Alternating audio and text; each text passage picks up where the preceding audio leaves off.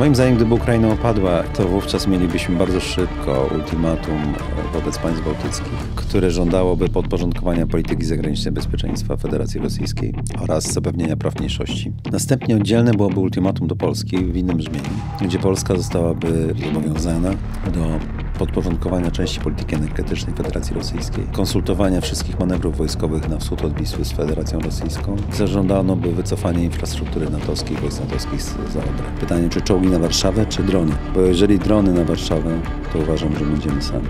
Czy wyobraża pan sobie pokolenie Z w mundurach i walczące o cokolwiek?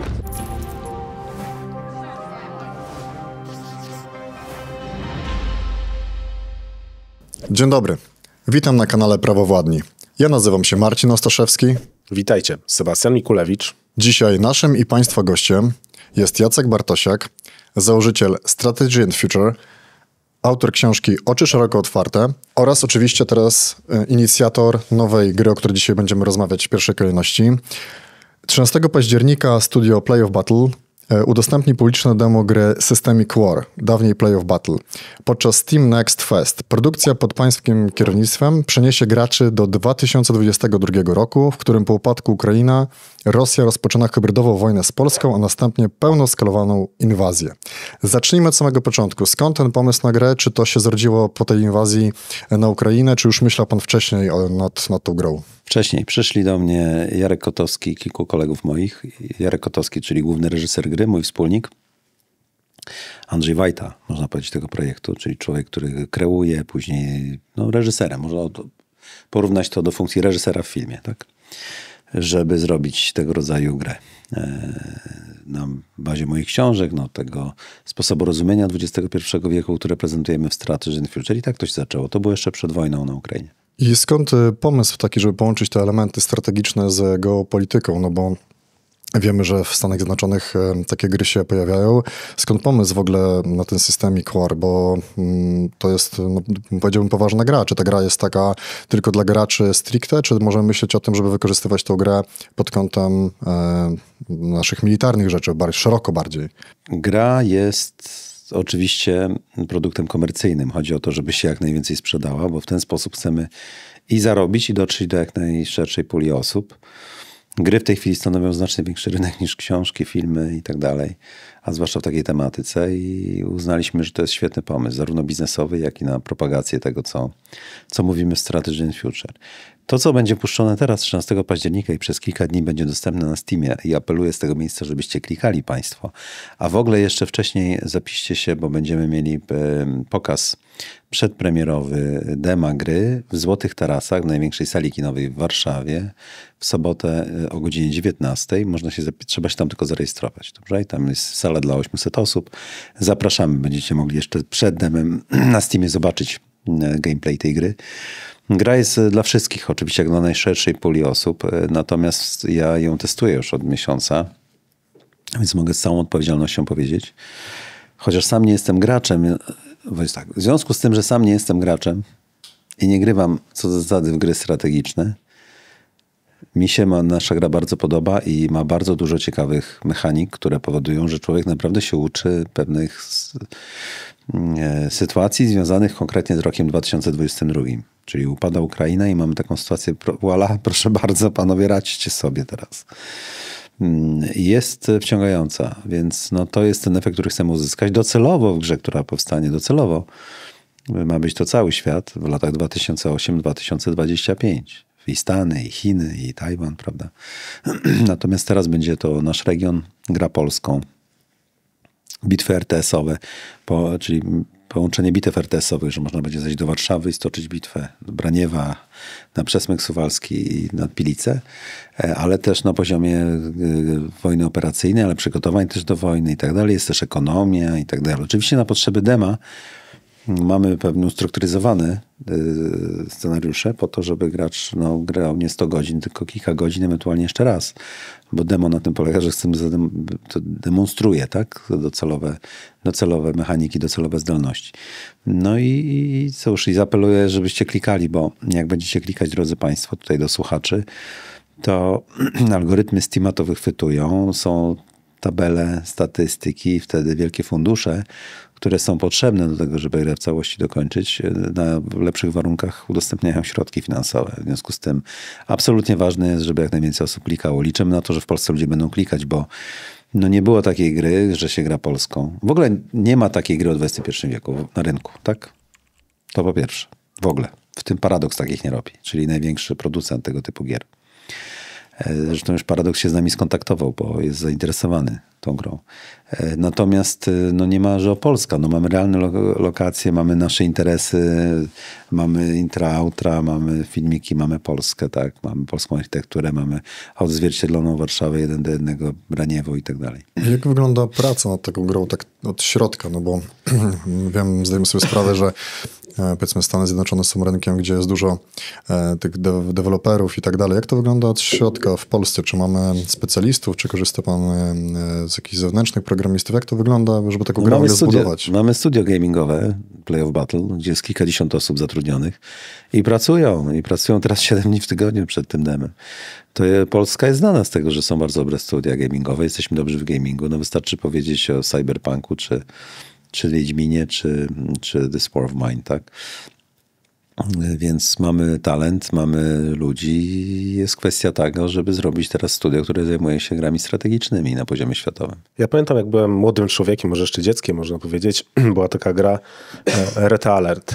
No właśnie klimat trochę z Red Alertu. Tak, ja nie pamiętam tej, ale chłopaki, programiści, designerzy mówią, że nawiązujemy trochę klimatem przy intro, pyk, zaczyna się, jest taki fajny jest oficer Formozy, który mówi, to jest demo, ale przygotujcie się, jest taki klimacik, albo na przykład jak melduje o zniszczeniu Nord Streamu.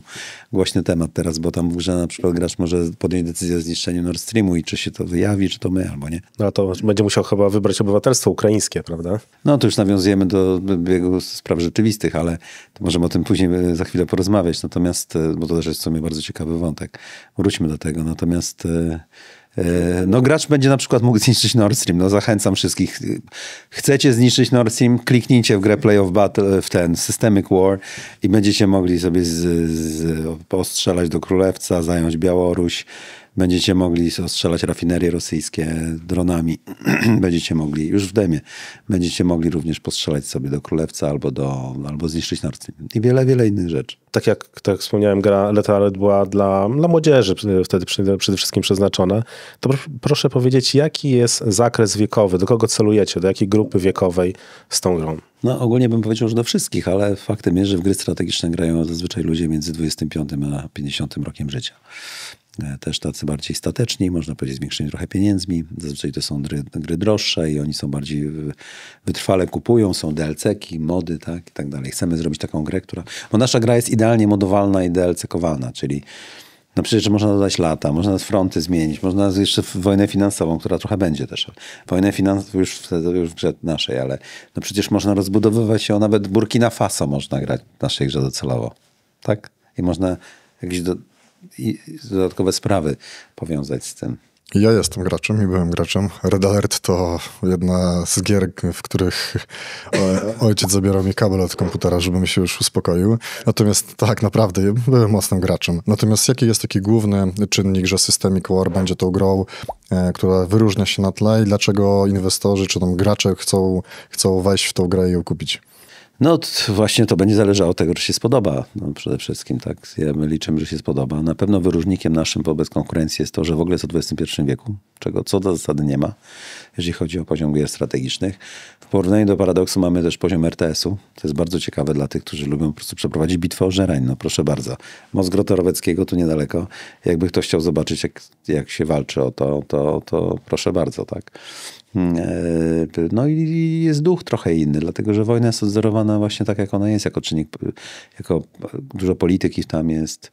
Wojna hybrydowa jest odzwierciedlona, drabina eskalacyjna sławna. Ilu graczy będzie mogło w tej grze brać naraz udział? Miliony, nieskończone, bo to nie jest multiplayer, tylko single player i każdy, kto sobie ściągnie ze Steama, może miliony. Liczymy na wielkie liczby, tak? A gdzie nasi słuchacze, którzy dzisiaj oglądają program, Wiemy, że w sobotę mamy w Multikinie pokaz, w poniedziałek ten Steam Next Fest. Gdzie może słuchacze dowiedzieć się więcej jeszcze o tej grze? Gdzie mogą wejść i gdzie... Na stronę naszą Play of Battle oczywiście, wygooglać Stemic War, media społecznościowe, ale też wyślę wam po programie link, to zamieście proszę pod waszym YouTube'em. To zachęcamy, link będzie w opisie filmu.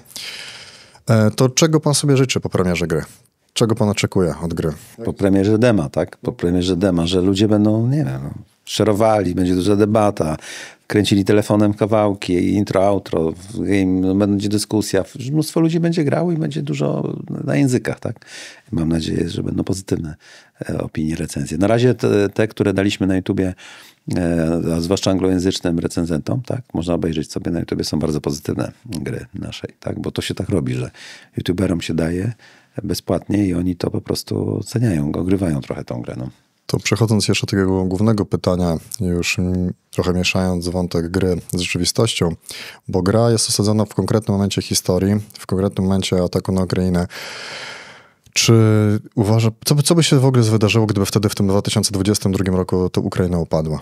Dobra, odchodzimy teraz od gry, tak? Bo to chciałbym wyraźnie zaznaczyć. Na grze to będzie można sobie przetestować, ale teraz opowiadamy o świecie jak gdyby poza digitalnym, tak?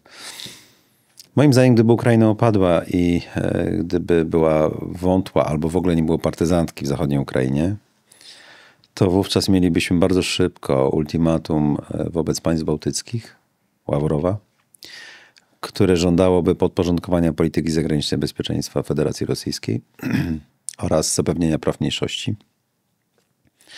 Następnie oddzielne byłoby ultimatum do Polski w innym brzmieniu.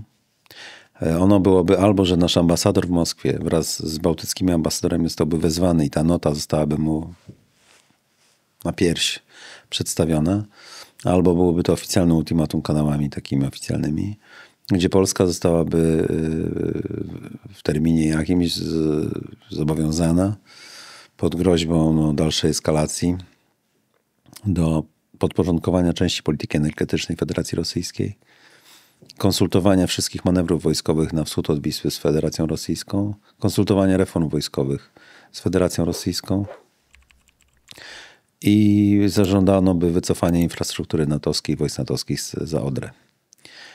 Takie byłyby żądania Ławrowa z nieokreślonymi, groźbą nieokreślonych konsekwencji, tak. No i Polska by stanęła przed tym wyborem. Czyli wrócilibyśmy do takiego frontu wpływów rosyjskich. Nie, no, stanęłaby przed wyborem i miałaby 3 drogi. Natychmiast zaczęłoby się patrzenie na zachód do naszych sojuszników, żądanie konferencji i tak dalej, artykuł 4 konsultacji, artykuł 5, no jeszcze nie ma agresji, więc nie mógłby, po to, żeby zademonstrować gotowość sojuszników do pomocy. Ta pomoc byłaby rozczarowująca. Nie wiedzielibyśmy, co Rosjanie dalej zrobią. Nie byłaby taka, żebyśmy się czuli bezpieczni. No ale to byłaby pierwsza droga, tak? Druga droga byłaby twarde powiedzenie wypad z tymi żądaniami, z gotowością wejścia na wojnę w związku z tym, tak? Bo Rosjanie mogliby rozpocząć wojnę z nami. A trzecia to podporządkowanie się rosyjskim. Uważam, że nie podporządkowalibyśmy się rosyjskim, więc mielibyśmy albo wojnę hybrydową z niepewnością, że sojusznicy przyjdą nam z pomocą w stosownej liczbie, czasie, środkach i tak dalej. I rozpoczęłaby się presja na Polskę, tak jak była wobec Ukrainy w roku 2021. Krążenie wokół Ukrainy, ciągłe negocjacje, co ci Ukraińcy robią, zaczęłoby się ostrzeliwania naszych miast przy granicy, ale sojusznicy nie chcieliby wejść w wojnę, więc by wstrzymywali nasze ostrzeliwania. Byłby pan w wojsku pewnie zaraz, bo przecież armia musiałaby uzupełnić szeregi. Bylibyśmy destabilizowani politycznie, znacząco, tak.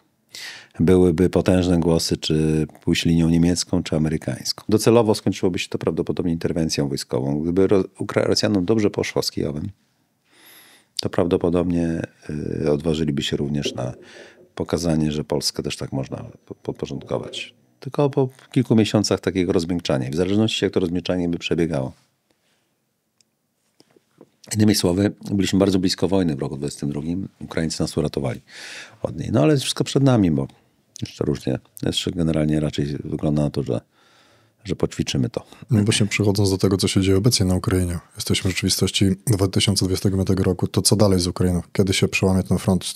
Kiedy się ta wojna w ogóle skończy? Nie wiadomo. Wojna się skończy, tak jak pierwsza wojna światowa, pewnie utratą sił przez jedną ze stron i jakimś albo tymczasowym porozumieniem, pieredyszką, w zależności jak państwo ukraińskie będzie stało na nogach, tak? I jak państwo rosyjskie będzie stało na nogach. W tej chwili Ukraińcy chcą zwyciężyć. To na pewno. Chcą po prostu zwyciężyć. Uważają, że trzeba pokonać Rosję. I to może być szokujące dla Polaków, ale tak chcą. A Rosjanie chcą obalić Zełenskiego i wprowadzić się przy pomocy również Amerykanów reżim, który będzie bardziej skłaniał się do pokoju na warunkach rosyjskich, nawet tymczasowych. Tak to się pewnie zakończy. I to jest bardzo niedobra wiadomość dla Polski, bo jeżeli się zakończy w jakiś sposób wojna na Ukrainie teraz, pieredyszką, jakimś tam bez rozstrzygnięcia, bez pokonania Rosji, to Rosjanie uwolnią swoje siły i zasoby na nasz kierunek, na kierunek bałtycki i jesteśmy jak dzieci w porównaniu do armii ukraińskiej. Znaczy jesteśmy dużo słabszym wojskiem niż Ukraina. Też nie przygotowanym do mocnego pola walki, do dronowego pola walki i tak dalej. Rosjanie są. Więc będzie pokusa, żeby nas testować.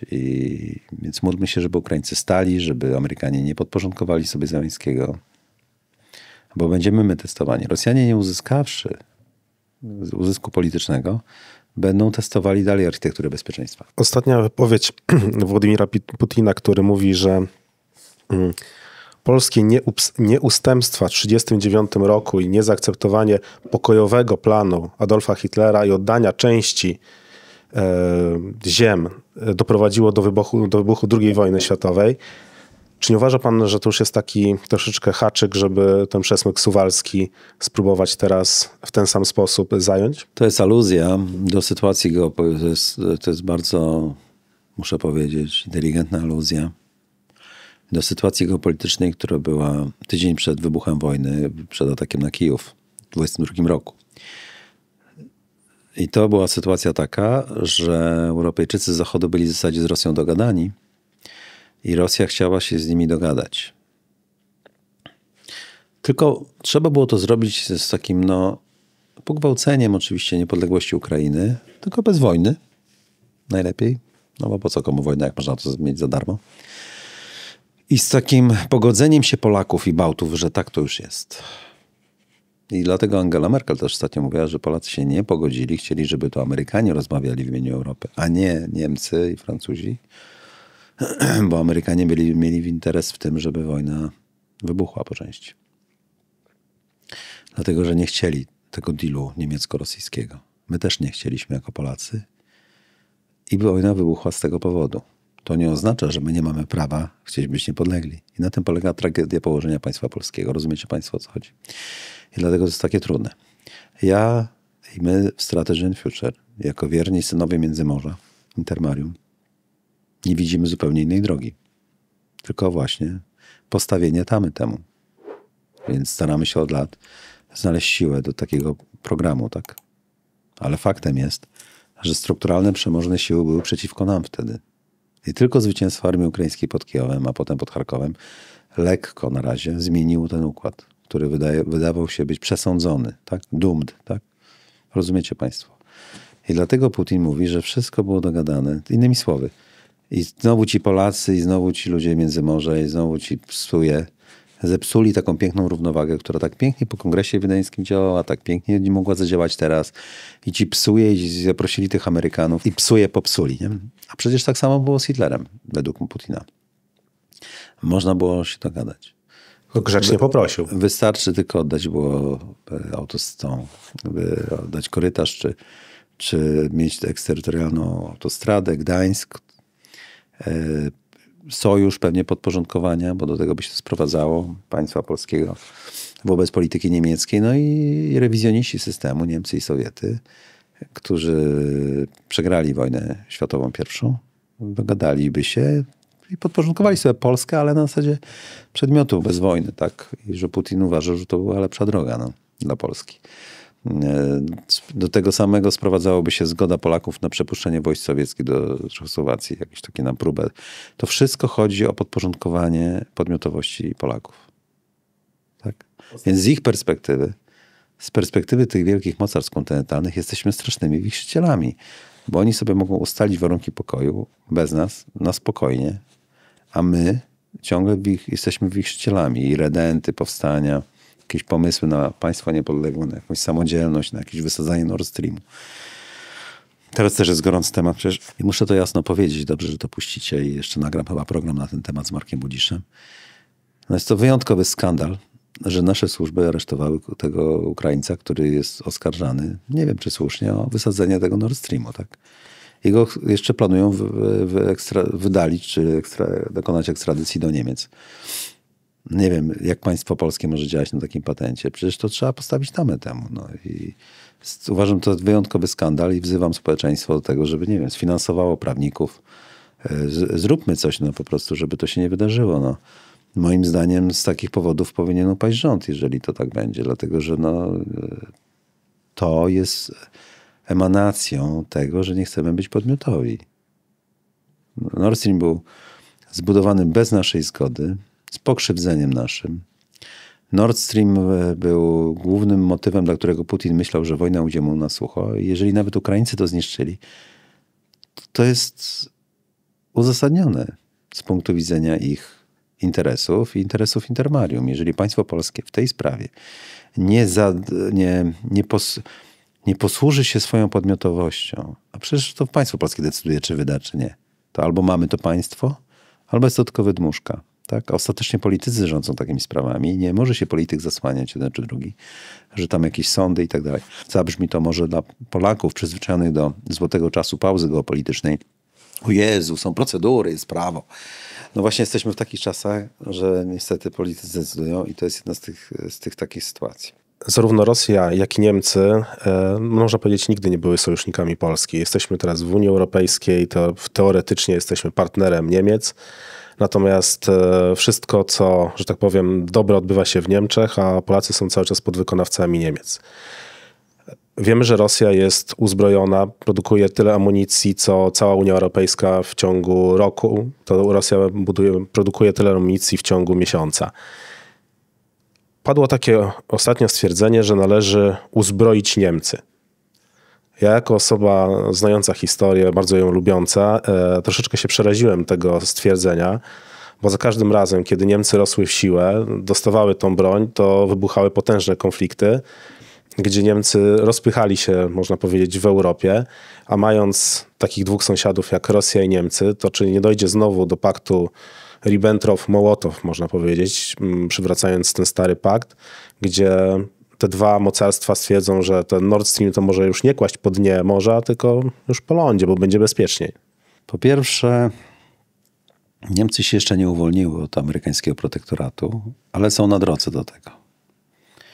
I tu jest pierwszy apel do polskich polityków, żeby nie sądzili, że Amerykanie wybiorą nas na trwałe, nas nad Niemców. Dlatego, że Niemcy grają, mają lepsze kontakty niż my w Waszyngtonie. Grają na taką perspektywę, że oni mogą być dalej sojusznikiem amerykańskim. Wiedzą bardziej, co się dzieje w Pentagonie. Są na tyle słabi, że nie zagrażają Amerykanom. I Amerykanie uważają, że istnienie Ukrainy, Polski i tak wystarczająco powoduje, że Niemcy się nie dogadają z Rosją. Więc nie będą nas tak wzmacniać aż tak bardzo, jak my byśmy chcieli. Druga rzecz jest taka, że nie jestem pewien, czy Niemcy dadzą radę jednak się wystawić to wojsko ze względu na jakość społeczeństwa niemieckiego. Też ważnym jest, żebyśmy, to się akurat nie dzieje, żebyśmy my mieli lepsze kontakty z Ukraińcami wojskowe i technologiczne niż Niemcy, bo Ukraina jest tak naprawdę na szczycie rozwoju technologicznego współczesnego pola walki i te systemy niemieckie, które wchodzą na front ukraiński, jak drony Helslinga, nie działają, tak? Helsinga nie działają, bo co innego jest próbka jakaś, no, wiecie, w PowerPoincie, co innego jest pole walki, nie? Ukraińcy po prostu mają doświadczenie. I na razie to, co Niemcy chcą zrobić ze swoim przemysłem zbrojeniowym, to jest utrzymać tak naprawdę moce produkcyjne z przemysłu samochodowego, teraz zbrojeniowy, po to, żeby utrzymać kontrakt społeczny. Natomiast to skokowo nie zwiększa zdolności wojskowych, dlatego że trwa rewolucja w sprawach wojskowych i to nie te zdolności, które Niemcy rozbudowują i chcą, będą decydowały o sile wojskowej.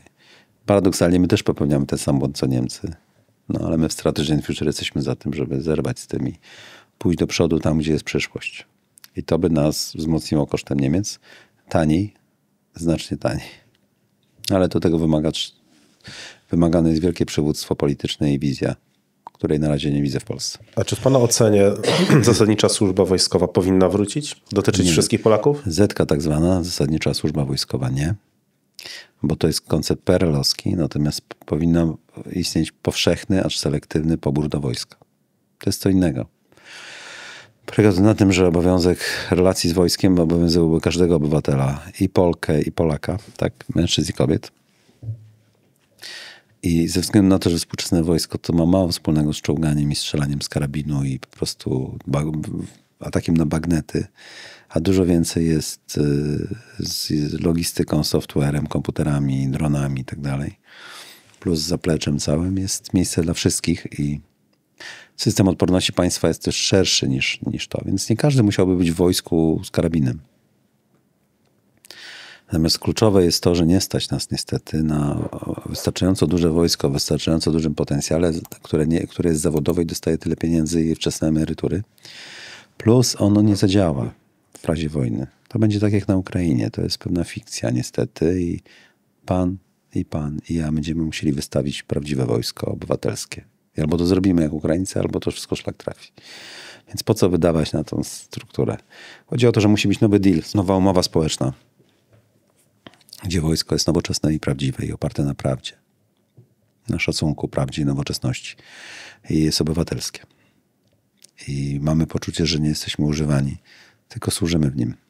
To jest wspólny cel. Nie trzeba się wcale skoszarować nawet. Ja wiem, to jest odejście od naszego wyobrażenia, które od rewolucji francuskiej panuje. Jest pobór, kamasze, bataliony, maszerowanie, salutowanie. Nie, no po co to wszystko jest? Współczesne wojsko działa w pętli decyzyjnej, która jest wypłaszczona. Po co ta cała hierarchia tylu oficerów? Tylko no, jak ja to mówię, to rozumiecie, co kadra oficerska o tym myśli, tak? No dobrze, ale to zazwyczaj są bardzo konserwatywne struktury, tylko jak jest wojna, to jest jeden probierz. Skuteczność, efektywność na polu walki, a nie podręczniki stare albo coś. I wojna na Ukrainie dowiodła tego, tak, co działa, co nie działa i musimy iść w tym kierunku. To jest... Nie przyjmuję również tych argumentów, które przedstawiciele tego nurtu konserwatywnego, żeby nic nie zmieniać, bo jest super, mówią, że mamy sprzęt lepszy, bo F-35 i Abramsy. Absolutnie to tak nie działa. Nie sprzęt wygrywa, tylko ludzie, iteracje i adaptacja na polu walki. I pętla decyzyjna przede wszystkim. No nie wierzę, że mamy pętlę decyzyjną lepszą niż Ukraińcy. Systemy bojowe moim zdaniem też nie tak skuteczne. Nie wierzcie w takie bajery, że sprzęt sam wygrywa. Tak w ogóle nie jest. A jest to mit, który nam politycy wtłaczają do głów, dlatego że łatwo im tłumaczą się z wydatków, a my myślimy, że to kupowanie robi strategię i wojsko prawdziwe. Podczas gdy wojsko prawdziwe to są relacje między żołnierzami, między oficerami, prawidłowe zadaniowanie, stosunek etyczny, organizacja siły i w przypadku współczesnej wojny gotowość do adaptacji. I to są zmiany kulturowe, które trzeba wprowadzić i od tego zacząć. Głębokie zmiany kulturowe w Wojsku Polskim są potrzebne, a do tego jest, ja też zrozumiałem to ostatnio, bo przy Armii Nowego Wzoru na przykład tego nie podnosiłem. Nie rozumiałem tego jeszcze i to jest jeden z wad Armii Nowego Wzoru. Potrzebne jest to, że nasze nowoczesne, młode społeczeństwo musi swoją kulturą organizacyjną, nawet tak zwanym gadzim mózgiem, że robią 15 rzeczy na raz i to jest ich atut, tak? Wiecie, to jest gadzi mózg, tak? Mają wprowadzić nowe. Właśnie o to chodzi. Nowe. Bo to wygrywa, jak się okazuje. I to Izraelczycy wiedzą o tym i o tym mi mówili. I też Ukraińcy to wiedzą. To jest nowy sposób. Wojsko ze społeczeństwem, społeczeństwo z wojskiem. Przenikające się, fuzja cywilno-wojskowa, zarówno w adaptacyjności, że wszyscy polujemy zdolności, siedzimy przy tym stole i mówimy, dobra, ty jesteś inżynierem, dobra, robimy to tego drona szybko. Tu się organizujemy, grupa bojowa, a nie jakieś bataliony, hierarchie, oficerowie, pętla dowodzenia, że tam sierżant porucznikowi, porucznik kapitanowi, ten majorowi, ten nic nie widzi, bo siedzi tam w kantynie, tam ten w dowództwie. Matko Boska, te chain of command, bo to jest dawny system, gdy było wielkie armie poborowe na wielkie wojny. Masa decydowała o zwycięstwie, zgromadzenie, koncentracja masy w jednym miejscu oraz to mają być posłuszni, więc wszyscy ludzie byli po to, żeby wyegzekwować posłuszeństwo. I jest period, tak? Biegniemy tam, panowie, albo atakujemy tam. I kto koncentrował masę i szybciej się nią poruszał lepiej, ten wygrywał. No teraz jest inaczej, nie masa wygrywa, tylko jeżeli chodzi o skalę taktyczną, tylko precyzja, rozproszenie, pętla decyzyjna, kto szybciej obserwuje, orientuje się, podejmuje akcję, uderza. Tak? Masa jest potrzebna w produkcji z kolei, co jest dokładnie zaprzeczeniem tego, co my mamy, bo my kupujemy gotowe z półki rzeczy, otwieramy paczkę i niby mamy broń, tak? Made in USA, tak? Albo made in coś tam. To tak nie działa, dlatego że potrzebujemy masy z kolei uderzeniowej do uderzeń na daleką odległość, dużo własnej produkcji, własnej R&D iteracyjnej. No i chodzi o to, że stare struktury nie są w stanie. Mamy też przerwę generacyjną w takich sprawach. No na przykład kto mi znajdzie inżyniera, który zna się na silnikach odrzutowych po tym, jak umarli ci, co robili Iryda, nie? Ale zna się naprawdę, a nie, że foldery czyta u amerykańskich tych firm, tak? Albo zamawia z folderu do naszego wojska zapasowe silniki do F-16. Tylko naprawdę robił silniki, tak? W PRL-u. To jest prawdziwe wojsko i to jest prawdziwa fuzja cywilno-wojskowa. I tu są głębokie rzeczy do zrobienia. Do tego potrzebna jest potężna deregulacja, dopuszczenie cywili do tego, odmundurowanie, o zderegulowanie potężne, zabranie służb z tego wszystkiego. Albo i wtedy mamy niesamowity handicap, multiplayera mamy takiego. Ale to tak jak pan mówi, jak się rozpoczęła wojna na Ukrainie, akurat jeden z naszych klientów w restrukturyzacji był potężny zakład, który mógł wytwarzać łuski do kalibru 155 mm. Natomiast jedynym jego jakby wadą, można powiedzieć, było to, że nie mieli tych dopuszczeń wojskowych, jeżeli chodzi o tajemnice i te wszystkie rzeczy. No tak naprawdę tajemnica tam jest żadna, tak? No bo jak ten pocisk zrobić, to każdy wie. I co się okazało? Oni de facto upadli. Interesował się nimi resort nasz obronności. Natomiast stwierdzenie było takie, że oni potrzebują 4 lat, żeby wszystkie procedury u nich wdrożyć. A oni byli w stanie te łuski zacząć produkować w ciągu 2 tygodni. To jest właśnie to, co powiedziałem. Potrzeba deregulacji, debiurokratyzacji oraz odebrania służb. Po co te zgody na większości rzeczy są? Niech mi ktoś wyjaśni, po co to jest właściwie. Znaczy to też najlepszym argumentem było to, że oni twierdzili, że koszt produkcji takiej łuski to jest tam około $140, a cena ostateczna, gdzie ona przechodzi przez x pośredników, x spółek państwowych, tak, można powiedzieć, to jest $3000. No i o to właśnie chodzi, żeby było ukierunkowanie, gdzie mają to iść te rzeczy i na tym cała zabawa w państwo polega. Tak uważam. No ale wydajemy tyle kasy na obronność, 4 lata wojny. Mamy przykład województwa lubelskiego, skąd ja pochodzę, i drony. Dlaczego nie mamy cały czas tych kwestii obrony przeciwdronowej i tak dalej? Co się dzieje z tymi pieniędzmi? Dlaczego nic się w tej materii nie dzieje? No bo źle wydajemy. To jest dokładnie to, co powiedziałem. Źle wydajemy, źle wyciągamy wnioski z wojny na Ukrainie. Oparte jest o głupiznę z przekonaniem, że my jesteśmy lepsi niż Ukraińcy, więc z automatu wygrywamy. Mamy F-35, mamy zachodni sprzęt. W ogóle jest takie bardzo nieprawidłowe zjawisko, że Polacy myślą, że są lepsi niż Ukraińcy. Niemcy, czym bardziej na zachód, Niemcy my bardziej niż Polacy, Francuzi bardziej niż Niemcy, Brytyjczycy niż Francuzi, a Amerykanie najmądrzejsi na świecie. No dzisiaj we Francji premier zrezygnował, tak, z bycia premierem, także też druga gospodarka Unii Europejskiej zostaje znowu bez głowy. No to jest akurat wynik tego, że mamy wojnę systemową i sypie się ład globalny i zatem powiązania gospodarcze oparte o wolną globalizację. I to powoduje, że ani Niemcy, ani Francuzi nie mają pomysłu, co dalej. Czy w takim razie Europa jest już bezbronna? Nie, Europa ma ogromny potencjał, tylko musi się ogarnąć. Przede wszystkim musi wyjść z tego przekonania, że to jest chwilowa grypa, przeziębienie z tymi Amerykanami, to jest wszystko. To trzeba się pogodzić, obciąć koszty i pójść do przodu. Tak? Ale nie mogą tego zrobić, bo w Polsce to samo. Elity, które były przy władzy, nie chcą oddać swojej prestiżu i swojej pozycji, a potrzebni są zupełnie inni ludzie, którzy pójdą dalej. Europa ma ogromny potencjał, tylko trzeba zrozumieć, że Amerykanie mają sprzeczne interesy, zrozumieć, że Rosjanie mają takie, a nie inne, zrozumieć, że Polacy mają inne. Są potrzebni zupełnie nowi ludzie do tego w Europie. I w Polsce tak samo. Nasza klasa polityczna przywarła do systemu prymatu amerykańskiego, nie rozumie, między innymi dlatego nie robi tej reformy wojskowej, o której mówiłem, bo tak naprawdę nasza klasa polityczna nie wierzy, że po pierwsze trochę nie wierzy, że naprawdę będzie wojna i to z NATO. Nie. Bo to od razu nie my, NATO. Oni gdyby zdelegowali w swoim myśleniu i przygotowaniu się ciężar odpowiedzialności z obrony Polski, czy w ogóle z używania instrumentu wojskowego na NATO, które miało zająć się wszystkim. Jest teraz głębokie rozczarowanie, że nie chce. W tym dronami, ale więc wymyślili wariant B, tak? No to będziemy płacić haracz Amerykanom, mówić, że my wydajemy 5%, głównie u nich kupować, to chociaż Amerykanie przyjdą nam z pomocą. To jest wariant B, który większość klasy politycznej uważa, że zadziała. Kupujemy polisę ubezpieczeniową. Nie, żeby sami walczyć, dlatego nie robią tych prawidłowych reform, które są potrzebne, tylko to jest sztuka dla sztuki i kupowanie, żeby płacić haracz za to, że Amerykanie przyjdą nam z tą pomocą. I między innymi za te pieniądze, które pan płaci, ma pan szansę codziennie mniej więcej obejrzeć taki komediowy odcinek w telewizji polskiej albo w innej telewizji, albo w internecie, jak kolejny polski dziennikarz pyta Trumpa za każdym razem, jak wsiada do śmigłowca, czy będzie bronił Polski. I Trump mówi, myślę, że tak, nie wiem w sumie to. I my drżymy. W poniedziałek tak, we wtorek mówi, że nie wie, w środę, że tak.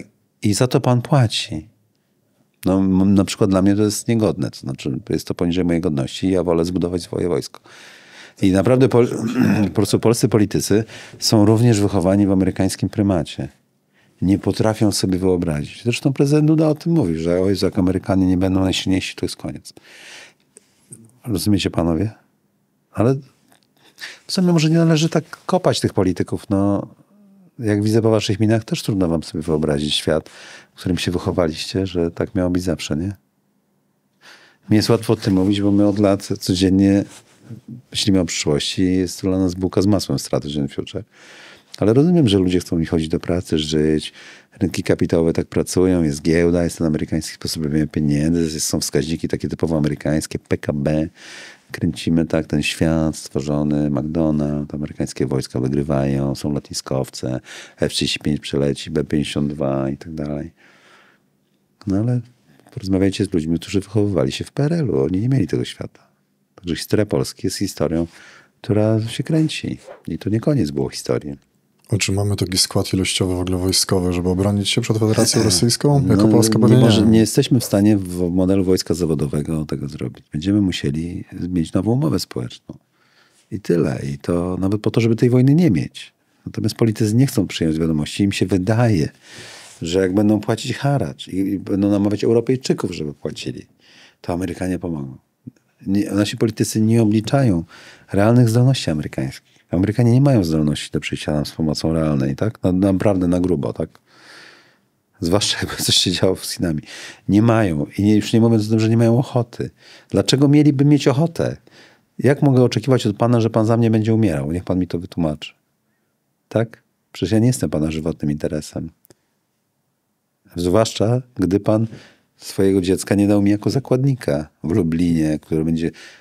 Bo na tym to polega. Obecność Amerykanów w zachodniej Europie w czasie zimnej wojny światowej przypominała zakładników.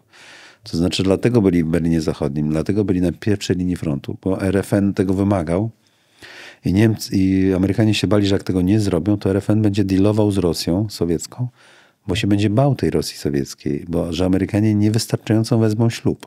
Nie będą gwarantować swoją skórą i krwią. W związku z tym Amerykanie musieli być tak obecni z dziećmi, przedszkolami, żonami i w Berlinie Zachodnim umierać. Bo przecież wiadomo, że Amerykanie nie daliby rady obronić Berlina Zachodniego. Ta jednostka, która tam była, nie mieli umrzeć po to, żeby na pewno Amerykanie weszli do wojny.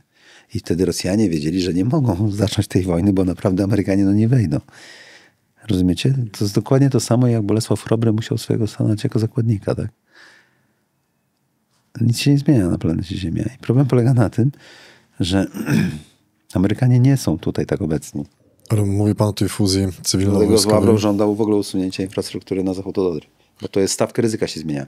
To tak prawnikami jesteście, tak? No to bierzecie razem pożyczkę, ale dobra, no pan przodem troszeczkę, bo ja za miesiąc może ja bez weksla i bez hipoteki osobistej, nie? I bez poręczenia żony, tak? Tylko na rzeczowym zabezpieczeniu. Ja wchodzę tylko na zabezpieczenie rzeczowym, mam tylko samochód i domu nie chcę osobistego i mogę drugi samochód, a pan na swoim osobistym, na żonie, poręczeniu, teściowa i tak dalej. I ma pan jeszcze większy majątek. Ale mówi pan o tej też...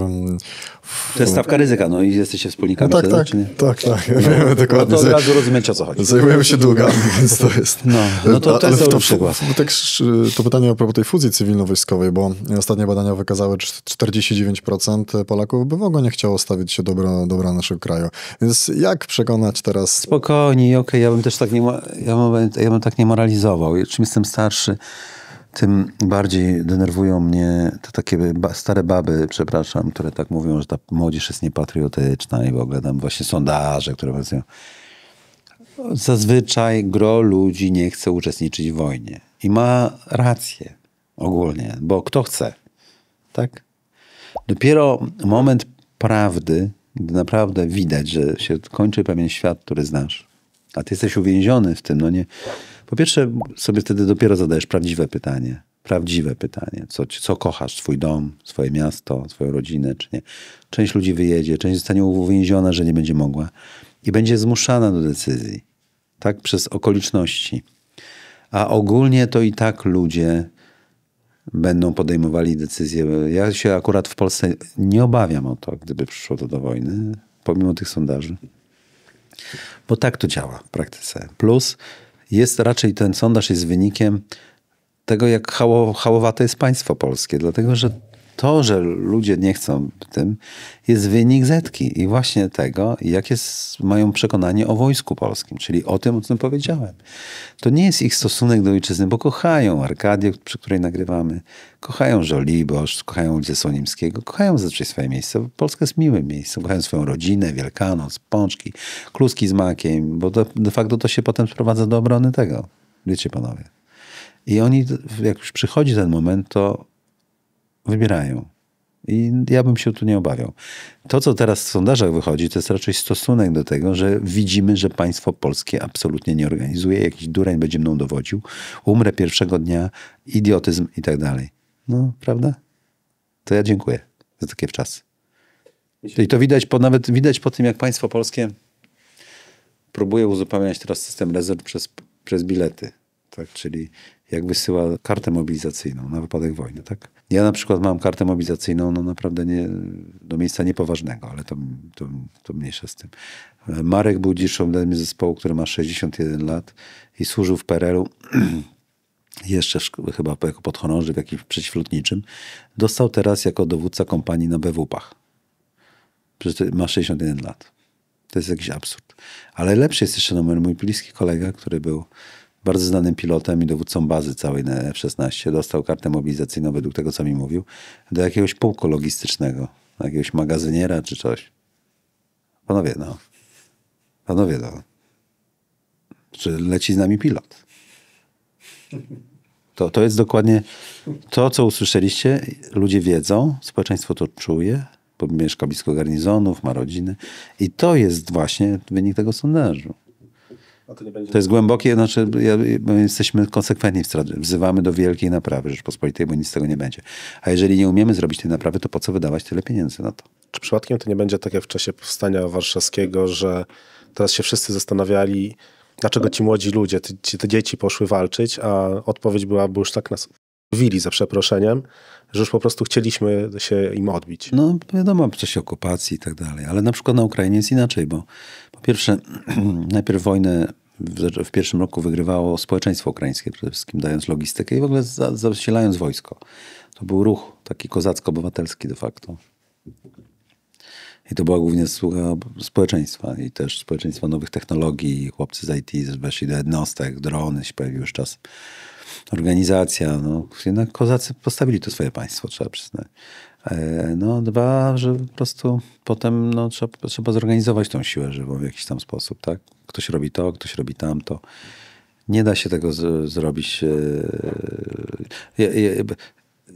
Ja na przykład uważam, że ten model jest lepszy i tego się spodziewam. Podejrzewam, że jeżeli Polska od razu by nie upadła, to zorganizujemy się jako społeczeństwo. Ci, co będą chcieli zostać, zorganizujemy się sami, zbudujemy własne wojsko, więc jeżeli teraz nie zrobimy tej reformy, tak szczerze mówiąc coraz bardziej o tym myślę. Tylko zmarnujemy mnóstwo pieniędzy, czasu i pozycji, tak. Wracając jeszcze do wojny rosyjsko-ukraińskiej.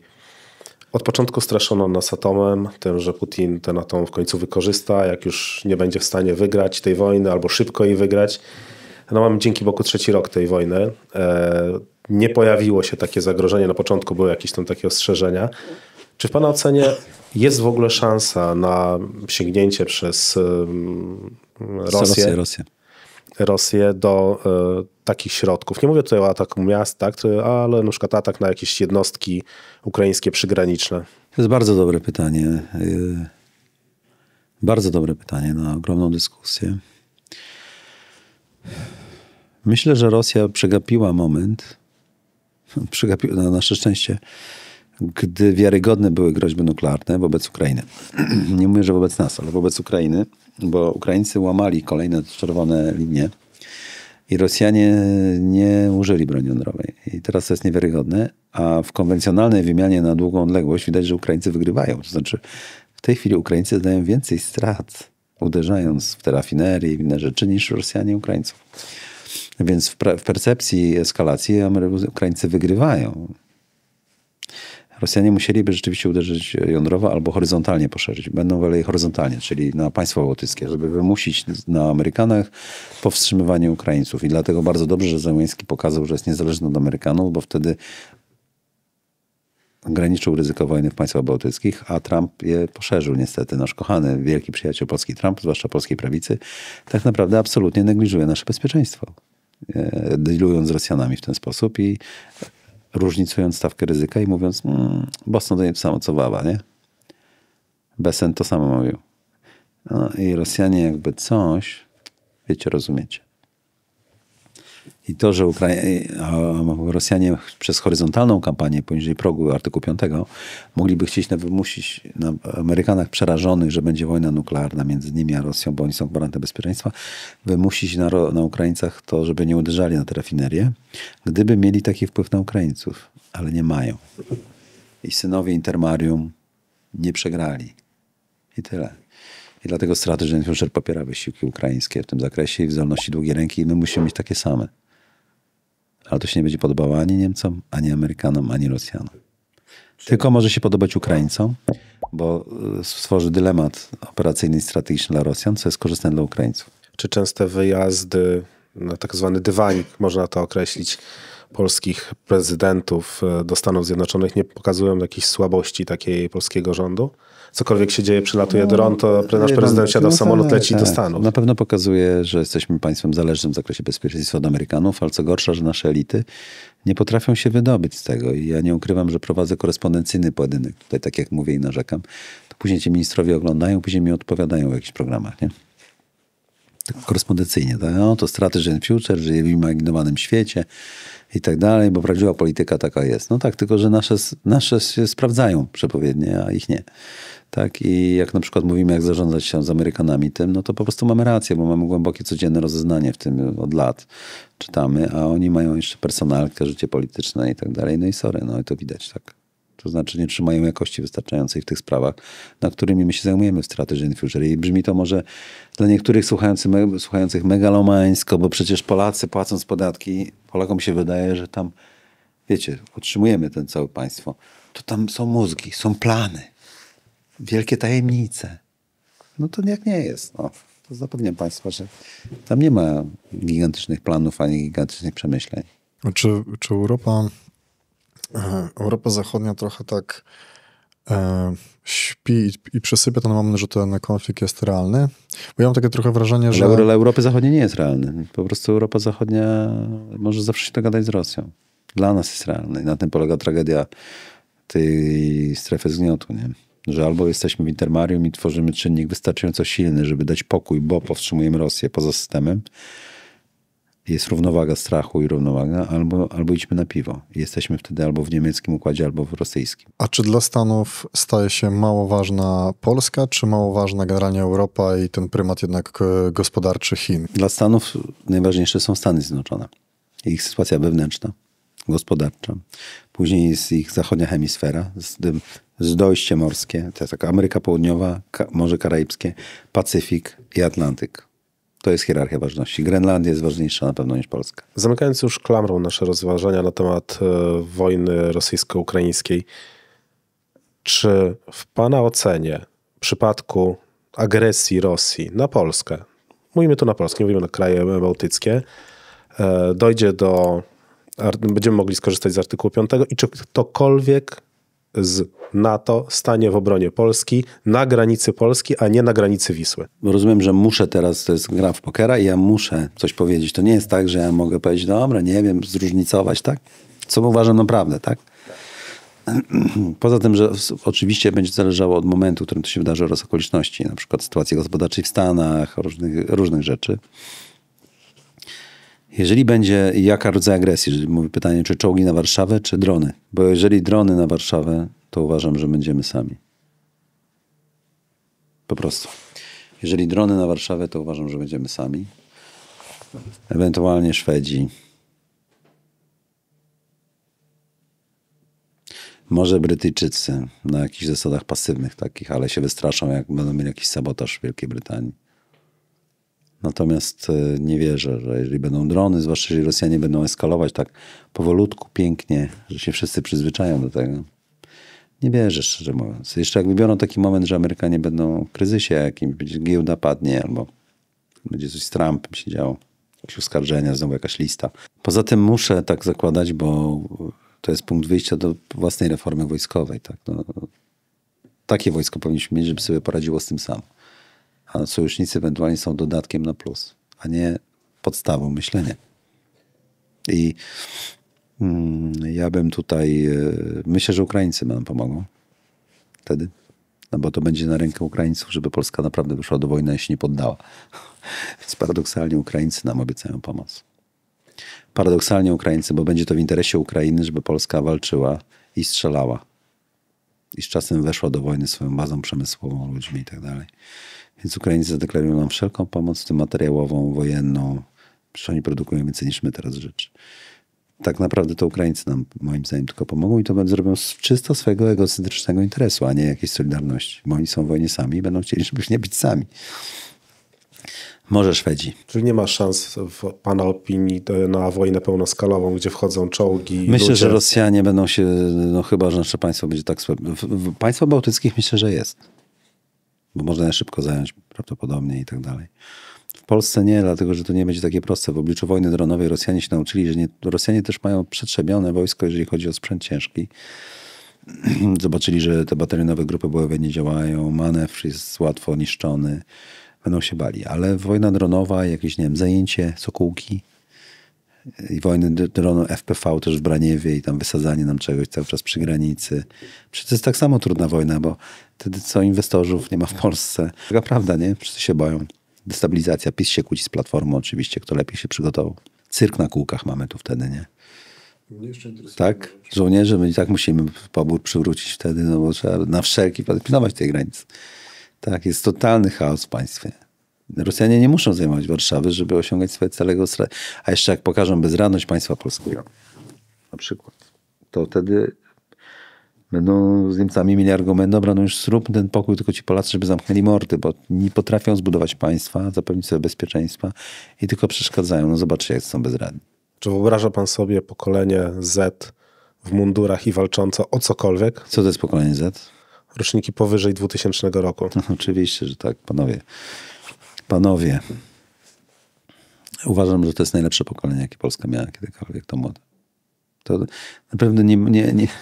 To, że mają włosy punkowe, chodzą w kolorowych bucikach i tak dalej, ja to widziałem, ja to widzę na Ukrainie. Wiecie, kto robi tam przemysł nowych technologii? Naprawdę. Dziewczyny 30-letnie. Absolutnie. Uważam, że to jest najlepsze pokolenie, jakie mamy, które nie znało PRL-u. I jest jeszcze właśnie to, i mało tego, nawet izraelskie badania w strefie Gazy, cokolwiek nie myślimy o tym, co oni tam robią, pokazują, że jeżeli chodzi o wojska lądowe, to Izrael ma najlepsze wojsko lądowe w historii, jeżeli chodzi o czynnik ludzki. Obawiali się bardzo przed tą operacją w Gazie oficerowie izraelscy, że ci chłopcy wychowani na PlayStation, prawda, i w mediach społecznościowych, że nie będą mieli tej odporności, tego, prawda, hartu ducha. Jest wręcz przeciwnie. Morale jest wspaniałe ponoć. Współpraca bardzo szybka. Gadzi mózg bardzo pomaga. Współpraca na łączach, komunikacja, prawda, na sieciocentrycznym polu walki są dużo lepsi niż starsze roczniki i nie brakuje im determinacji i tak dalej. No, wszystkie badania psychofizyczne wojska izraelskiego pokazują, że to było najlepsze pokolenie w wojskach lądowych, a Izraelczycy trochę tych wojen mieli, nie?